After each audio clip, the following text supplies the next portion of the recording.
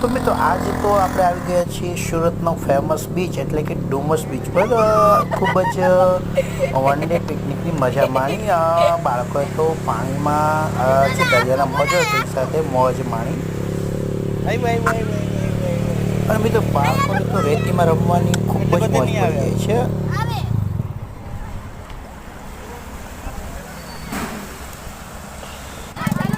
Bike ride અને ઘોડે સવારી ઊંટ સવારીનો આનંદ પણ માણી શકો છો. ખૂબ જ આનંદ આવે છે અને બાળકો સાથે અહીં મોટેરા પણ ખૂબ જ આનંદથી ઝૂમી ઉઠે છે.